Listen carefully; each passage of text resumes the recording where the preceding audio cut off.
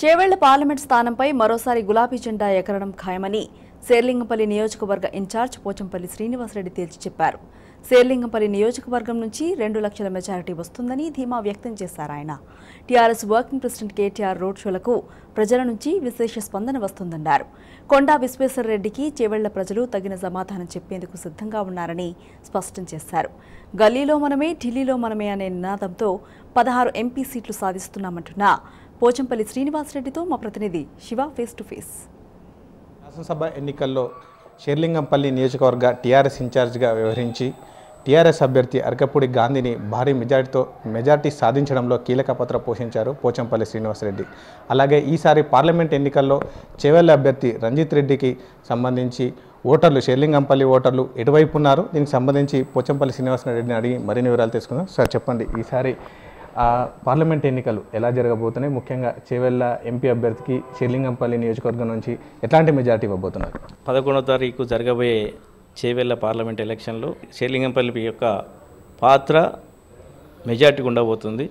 Sir car పదార్లో భాగంగా చేవెళ్లలో కూడా భారీ మెజార్టీతో రంజిత్ రెడ్డి గారిని గెలిపించుకోబోతున్నాం.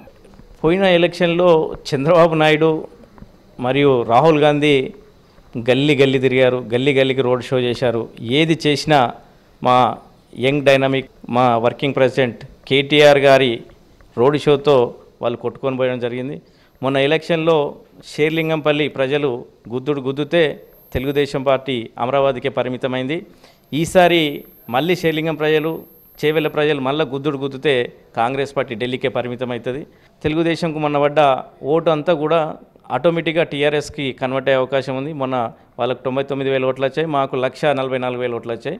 ఈసారి దాంట్లో 99,000లో 60,000 మాకు డైవర్ట్ అయితే 2 లక్షల పైన ఓట్లు టీఆర్ఎస్ పార్టీకి వచ్చే అవకాశం ఉంది. ఓకే, ముఖ్యంగా చేవెళ్ల పార్లమెంట్ అభ్యర్థి గెలిస్తే షేర్లింగంపల్లి యొక్క పాత్ర ఎలా ఉండబోతుంది?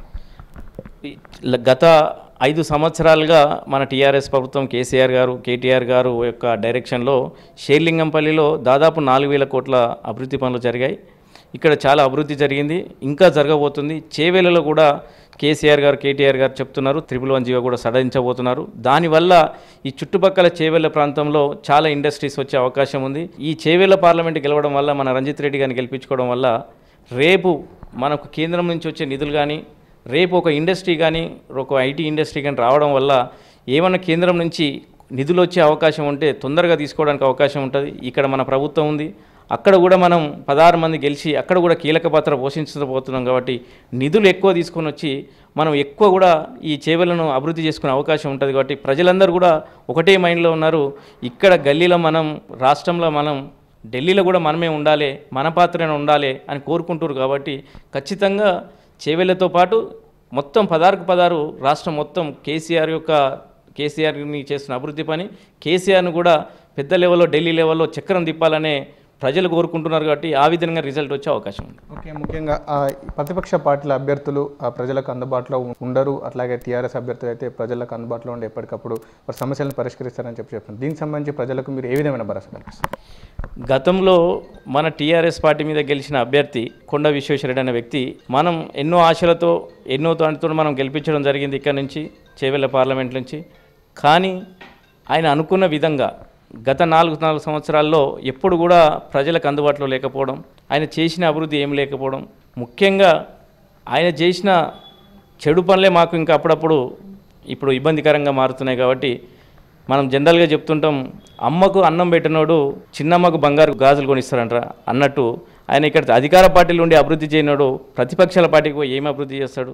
ముఖ్యంగా షేర్లింగంపల్లిలో ఆయన ఒక అభ్యర్థి కంటే ఒక వ్యక్తిగా అపోలో అనే సంస్థ వాళ్ళ కుటుంబం అంతా కూడా ఇక్కడ షేర్లింగంపల్లిన బొటానికల్ గార్డెన్కు తీరని ద్రోహం చేసింది.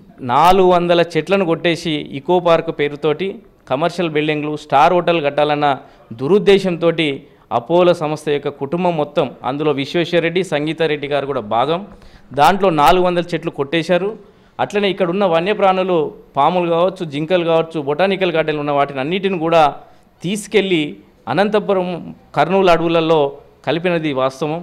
ఎందుకంటే అప్పుడు జరిగిన ఆ బొటానికల్ పాదచారుల యొక్క ఉద్యమంతో కేసీఆర్ గారు మన ప్రభుత్వం వచ్చిన తర్వాత 2014 వచ్చుడుతోటే 3 జీవోలు తీసుకొచ్చి బొటానికల్ గార్డెన్కి ఎలాంటి ఇబ్బంది రాకుండా ఫ్యూచర్లో ఎవరు కూడా ఇట్లాంటి దుర్మార్గ పనులు చేయకుండా 3 జీవోలు తీసుకొచ్చి బొటానికల్ గార్డెన్ కాపాడడం జరిగింది.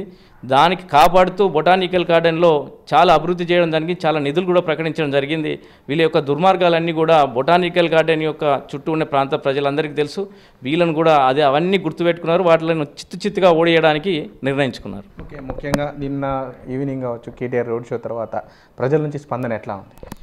కేటీఆర్ గారిని చూసుడుతోటే చాలా బ్రహ్మాండమైన స్పందన ఉంది. కేటీఆర్ గారు జిహెచ్ఎంసీలో చూశారు, ఆయన ఇచ్చిన మాట ప్రకారంగా అనుకున్న ప్రకారంగా 100 సీట్లు ఆయన కోరుకున్న విధంగా 100 సీట్లు ఇచ్చారు. మొన్న అసెంబ్లీ ఎలక్షన్లో ఒక్క సీటు కూడా ప్రతిపక్ష పార్టీకి పోకుండా కేటీఆర్ గారు రోడ్ షోలు కానీ వాటి వల్ల మొత్తం ఎమ్మెల్యేలు గెలవడం జరిగింది. ఇప్పుడు కూడా కేటీఆర్ గారు చూస్తున్న సిటీలో జరగబోయే 3 పార్లమెంట్లు కూడా జరుగుతున్న రోడ్ షోల స్పందన చూస్తుంటే భారీ, ఎవరికి కూడా 5 లక్షలకు కూడా తక్కువ రాని మెజార్టీ విధంగా కనిపిస్తుంది. రోడ్ షోలకు బ్రహ్మాండమైన రెస్పాన్స్ వస్తుంది. నేను గత 12 రోజులకి వెళ్ళి రోడ్ షోలలో పార్టిసిపేట్ అవుతున్నా కాబట్టి ఆ ప్రజల యొక్క స్పందన చూస్తుంటే చాలా బ్రహ్మాండంగా ఉంది. మొన్న అసెంబ్లీ ఎలక్షన్ల కంటే ఇంకా విపరీతంగా అభిమానం పెరిగింది. ప్రజలకు మనం చేస్తామన్న అభిమానం పెరిగింది. వాళ్ళ యొక్క మనల్ని చూస్తుంటే చాలా స్పందన వస్తుంది. మేము కూడా ఆశ్చర్యపోతున్నాం. మొన్నటికి ఇప్పటికీ చాలా డిఫరెన్స్ కనిపిస్తుంది. షేర్లింగంపల్లి కాన్స్టిట్యున్సీలో వివిధ వర్గాల ప్రజలే కావచ్చు, వివిధ ప్రాంతాల ప్రజలు, దేశం నలుమూల నుంచి కూడా ప్రాంత ప్రజలు ఇక్కడ వచ్చి నివాసం ఉంటారు. వారికి సంబంధించి మీరు ఎట్లాంటి భరోసా కల్పిస్తున్నారు? షేర్లింగంపల్లి అంటేనే మినీ ఇండియా. చాలా ప్రాంతాలకు వెళ్ళి వస్తారు, చాలా రాష్ట్రాలకు వెళ్ళి వచ్చి ఇక్కడే నివసించే వాళ్ళు చాలా ఉంటారు. ఒక చిన్న ఇన్సిడెంట్ చెప్తా. షేర్లింగంపల్లిలో ఐదర్ నగర్ అనే డివిజన్ ఉంటుంది. అక్కడ నెస్ట్ అనే పెద్ద అపార్ట్మెంట్స్ ఉంటాయి. అందులో ఒక వాచ్మెన్ అతను ఉంటాడు. అతను ఆంధ్ర ప్రాంతం నుంచి వచ్చి ఇక్కడ ఉద్యోగం చేసుకుంటున్నాడు. అతనికి వాళ్ళ బాబుకి 8 నెలల బాబుకి లివర్ ప్రాబ్లం వస్తే కేటీఆర్ గారికి ఒక మెసేజ్ పెడితే ఆ బాబుకి 15 లక్షల రూపాయలు ఒక్క 5 నిమిషాల్లో సీఎం రిలీఫ్ ఫండ్ ఇచ్చి ఆ బాబుని కాపాడుకోవడం జరిగింది. ఆ వాచ్మెన్కి కూడా ఇక్కడ ఓటర్ ఐడి లేదు, ఇక్కడ రేషన్ కార్డు లేదు, ఏదీ లేదు. కానీ ఎక్కడో నుంచి బతకడానికి వచ్చారు, పాపం బతుకుతున్నారు కాబట్టి వాళ్ళకి ఏదో సాయం, వాళ్ళ కష్టంలో ఉన్నారు కాబట్టి అని కేటీఆర్ గారు స్పందించి 5 నిమిషాల్లో 15 లక్షలు ఇవ్వడం జరిగింది. ముఖ్యంగా ఇక షేర్లింగంపల్లి నియోజకవర్గ ఇన్ఛార్జ్గా ప్రజలకి ఏం చెప్పబోతున్నారు? షేర్లింగంపల్లి ప్రజలంతా విజ్ఞానవంతులు, విద్యావంతులు. అందరికీ ఒకటే విజ్ఞప్తి, అభివృద్ధి అంటేనే టీఆర్ఎస్ అంటేనే అభివృద్ధి. కాబట్టి మన షేర్లింగంపల్లికి ఇంకా అత్యధిక నిధులు తీసుకొచ్చి అభివృద్ధి చేసే అవకాశం ఉంటుంది. కాబట్టి దయచేసి ప్రజలందరూ కూడా ఆల్రెడీ డిసైడ్ అయ్యారు టీఆర్ఎస్కి వేయడానికి. అయినా కూడా ప్రత్యేకంగా మళ్ళొక్కసారి విజ్ఞప్తి చేస్తున్నా, దయచేసి టీఆర్ఎస్కు మళ్ళొక్కసారి ఎంపీగా అవకాశం ఇవ్వండి, కేసీఆర్కు బలాన్ని ఇవ్వండి. ఢిల్లీలో చక్రం తిప్పి అత్యధిక నిధులు తీసుకొచ్చే అవకాశం ఉంటుంది. మనం అందరం కూడా 11వ తారీఖు నాడు ఎండాను చూడకుండా కూడా పోయి మనం భారీ ఎత్తున ఓట్లు వేసి చేవెళ్లలో భారీ మెజార్టీలో రంజిత్ రెడ్డిని గెలిపించుకోవాలని విజ్ఞప్తి చేస్తాం. Thank you. మొత్తంగా చూసుకున్నట్లయితే షేర్లింగంపల్లి అసెంబ్లీ నియోజకవర్గం నుంచి సుమారు 1,00,000కు పైగా మెజారిటీతో ఎంపీ అభ్యర్థి రంజిత్ రెడ్డిని గెలిపించుకుంటామని పోచంపల్లి శ్రీనివాసరెడ్డి ధీమా వ్యక్తం చేస్తున్నారు. వీడియో జర్నలిస్ట్ నరేష్తో శివకుమార్, టీ న్యూస్, హైదరాబాద్.